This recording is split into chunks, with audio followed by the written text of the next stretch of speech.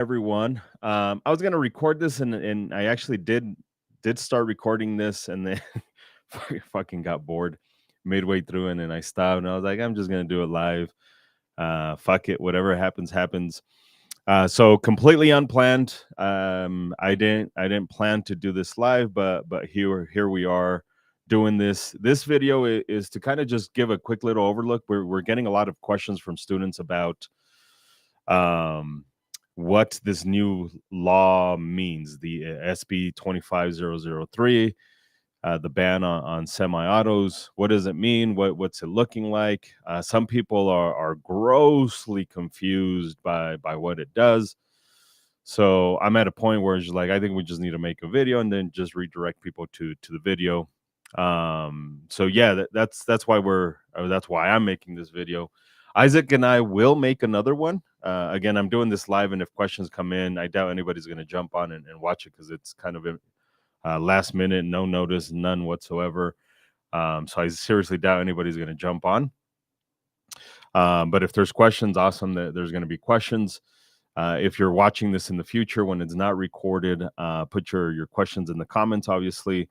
And again, understand that the main purpose of me doing this live is I got bored recording it, and this is to help people understand this new law. I'm just gonna get to it. I'm gonna bring this up, and it's kind of one of those let's read along type situations. So that's what I want to do. This is the atrocious bill that we see before us. I'm going to try and make this as quick as possible. Again, Isaac and I will make an in-depth video some other time. I just want to hit the high notes as best as I can. I'm horrible at structuring this, so hopefully you guys can follow along. So here's what it does. It adds definitions. This kind of affects you guys. I'm going to try and talk to the stuff that actually affects students and try to avoid the stuff that does not affect the students. So rapid fire devices, bump stock, stuff like that, now prohibited. Can't have those in the state of Colorado. Changes a little bit about what a semi-automatic means to the state, anyways. The big one is this right here. It's adding an entirely new section, 1812.116. Enforcement of large capacity magazine banned by regulating the manufacture, distribution, transfer, sale, and purchase of specified semi-automatic firearms. And it'll tell us the penalties and everything that comes with it. So they're claiming that in order to enforce that old law, the mag ban, they have to create this new one. Again, it's adding definitions to all of this stuff. I highly encourage you guys to look it up. Really fucking easy for you guys to find. It's as simple as Googling SB 25-003. You can Google that. Make sure you add Colorado to it. But Google that, and then you can read this all by yourself. Sometimes it's difficult to understand. I get it. I understand it, but I always encourage you guys to do it. That's the big one. A semi-automatic, like, what does that mean? Detachable magazine. The big stuff that affects us, all of this affects us, obviously, but the stuff that most students are slightly confused about is, let's get to it. Right up top here in subsection 2, boom, on or after August 1st, just in case you're reading along right here. Actually, let me make this bigger. You guys don't need to see me. On or after August 1st, 2026, it's unlawful for any person to knowingly manufacture, distribute, transfer, sell, or purchase a specified semi-automatic firearm, except that a person may sell, transfer a specified semi-automatic firearm to an individual residing in another state or a federally licensed firearms dealer. I'm going to bring this up because I did have this as a question from several FFLs that make their firearms. They make ARs primarily. So they make lowers, and they were asking me, how is this going to affect me manufacturing? Like, you can't, because it says you can no longer manufacture. And even the residing in another state, that only applies to, so here's the exception, except that a person may sell or transfer a specified semi-automatic firearm to an individual residing in another state or a federally licensed firearms dealer. So you kind of cannot to the manufacturing portion. This is where it gets tricky. Anyways, that doesn't affect students. It affects FFLs. I'm sure we'll understand this a little bit more once the attorneys kind of clarify this a little bit more.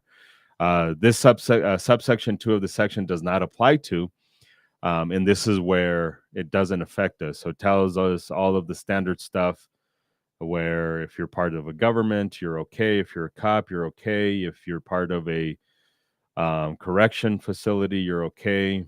If armor vehicle is okay, a gunsmithing school is okay, like that type of stuff. So the stuff that affects you, you are the transfer or sale of a specified manufacturer, specified semi-automatic firearm to and receipt or purchase of a specified semi-automatic firearm, by a person who, again, this is where it affects you, a person who, for those of you guys just jumping on, I'm just making a boring video about what SB25-003 is all about, getting a lot of confusion from it. So I just want to clarify this, decided to do it live.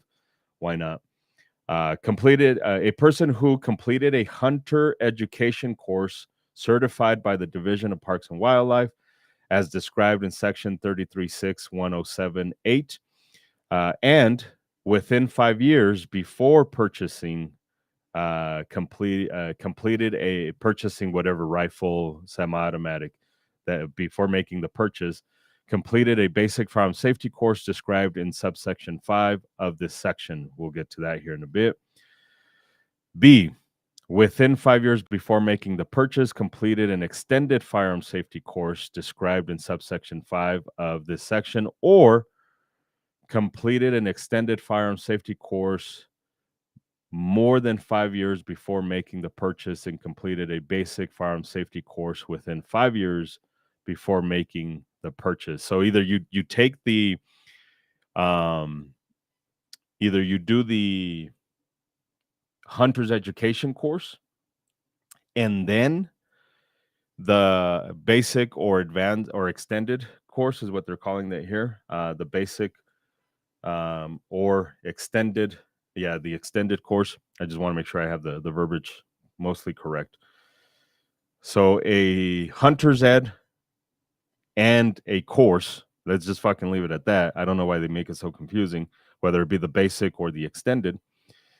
Or you completed an extended firearm safety course at some point when this law comes into effect. It says 5 years before making the purchase,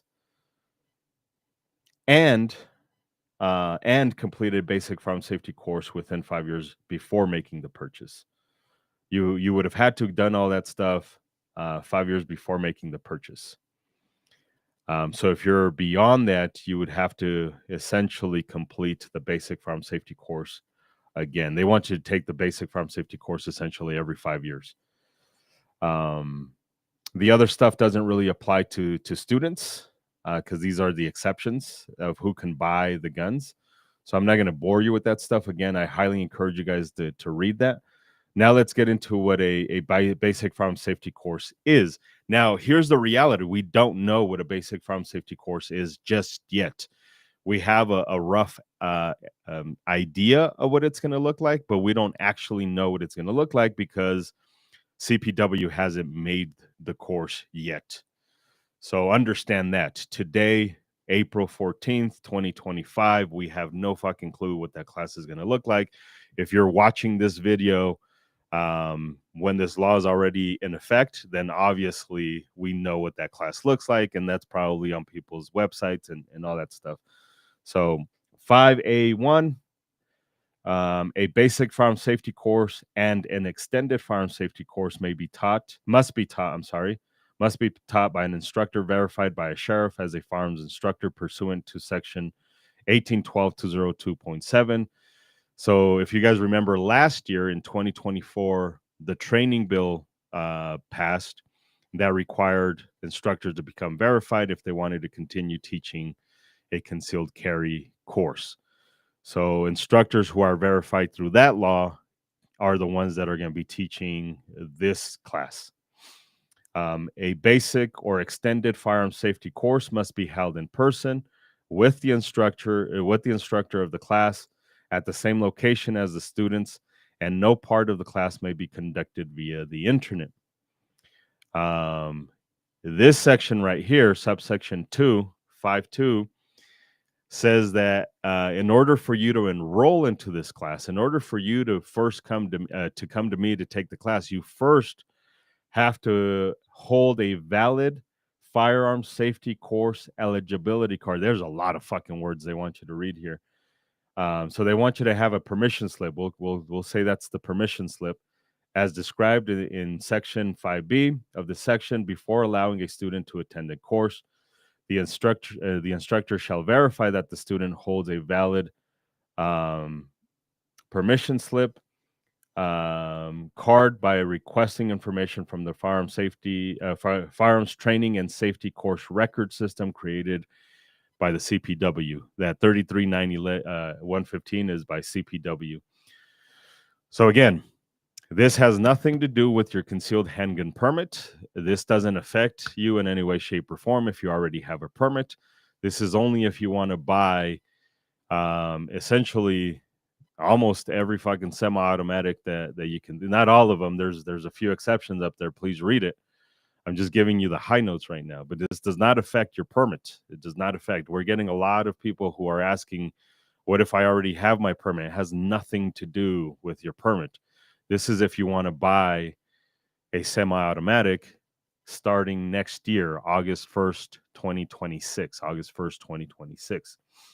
You would have to go to your sheriff. Get that permission slip from your sheriff. We're going to read that here in a little bit.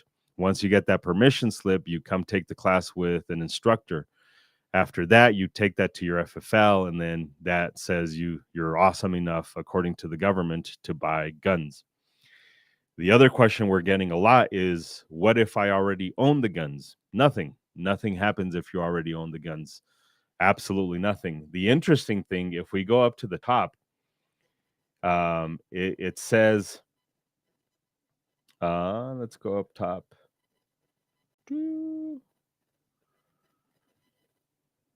Oh, right here. On or after August 1st, 2026, it is unlawful for any person to knowingly manufacture, distribute, transfer, sell, or purchase a specified semi-automatic firearm, except that a person may sell or transfer whatever. We read that already. It doesn't say possess. So if you already own them, it does not bar you from owning them. It bars you from buying them here in the state of Colorado, selling them, transferring them, distributing them. It does not bar you.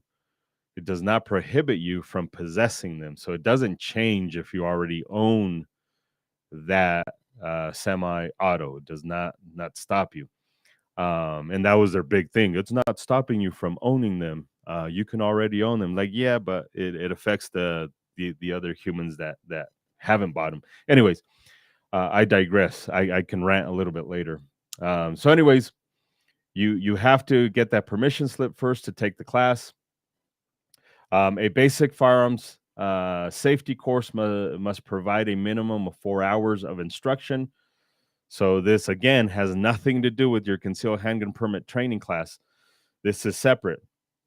The basic one is 4 hours. The extended one must be a minimum of 12 hours of instruction, which must be provided on at least 2 different days. So the extended one has to be at a minimum 2 separate days.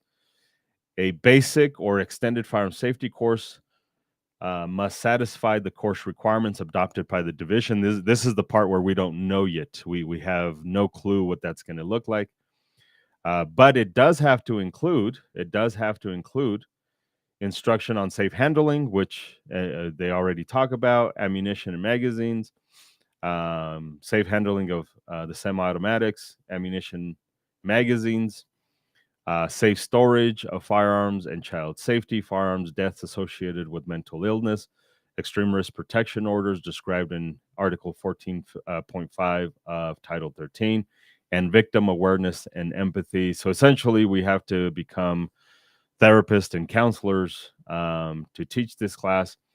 And you guys will have to pass a test at the conclusion of a basic or extended firearm safety course. The instructor shall administer an exam that tests a student's knowledge of the subjects taught in the course and requires the students to demonstrate the ability to safely handle firearms and master a gun and a mastery of gun safety. To complete a basic firearm safety course, a student must achieve a score of at least 90% on the exam. Now, the interesting thing, it says to complete a basic firearm safety course, a student must achieve a score of at least 90% on the exam. It doesn't say anything about the extended one. What that percentage must be. This is, I get it. We're dealing with politicians. They're not the fucking brightest. But it does say at the conclusion of a basic or extended firearms course, the instructor shall administer an exam that tests. But the percentage, it says to complete a basic firearm safety course, a student must achieve a score of at least 90% on the exam. Doesn't tell us what you need to complete or what you need to score on the extended firearm safety course. So that's weird. And then we have to report your testing and all that stuff to that system. That's the high notes. 16 fucking minutes it took me. Could have been smoother some other ways, but yeah, that's kind of the high notes. I got a question here, or not a question. I'm just gonna put that up there. Not a question, a comment. It is a load of shit, and obviously we already know how this affects a lot of humans. We already know how detrimental this is going to be. Unfortunately, these humans don't see that. The fear is now there's going to be a huge increase in gun buying, and that that's good in the short term, obviously, but in the long term, that has a lot of effects in terms of pricing. So as a consumer, that kind of sucks.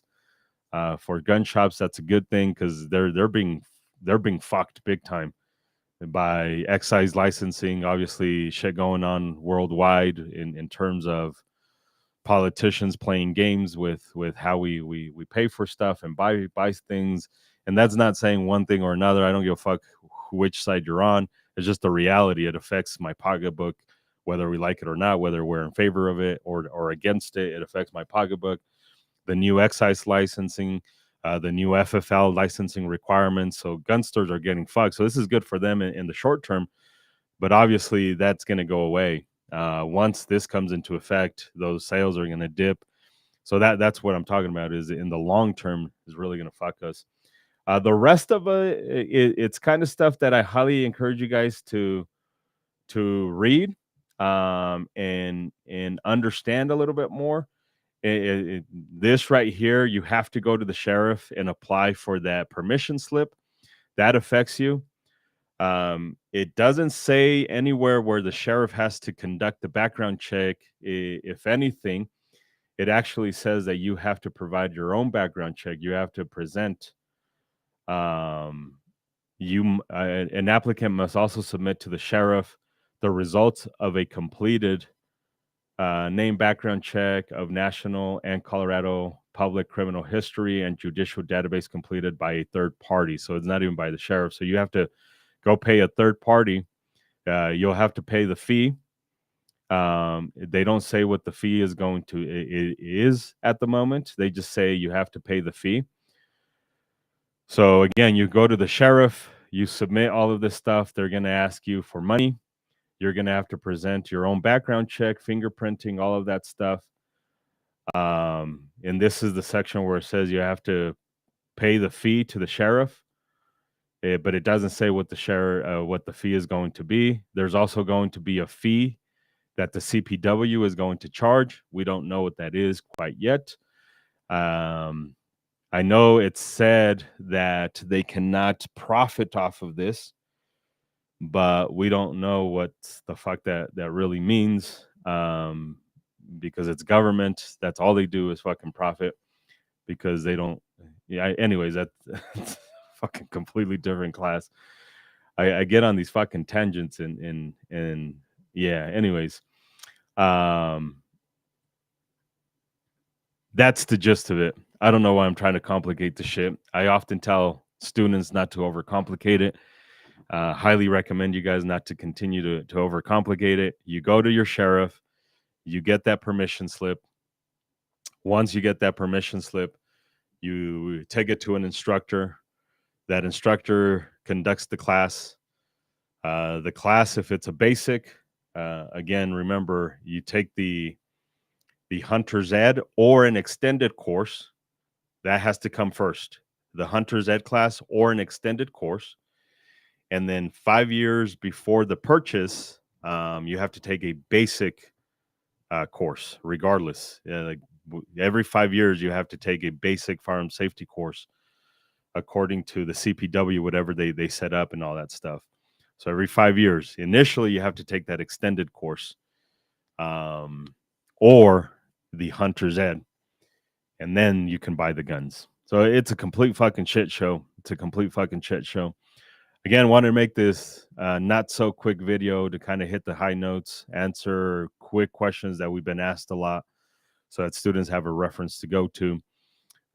If you guys have questions, either save them for the next video that we're going to make. Isaac and I we'll make a more in-depth video about this. But again, I just want to get this out there for the students who have just very basic questions. As you can see, this is 19 actual pages. So there's a lot to go through, a lot of lawyers to talk to and get feedback from and all that shit. So a lot more information to come, but that's kind of the not so short version of all of this stuff. Anyways, I appreciate you guys jumping on really quick, very, very last minute, no scheduling. So I appreciate you guys jumping on and listening to me try to make this a quick video. Again, if you have questions in the comments, do that. Helps the algorithms. Share the video. That helps us out as well.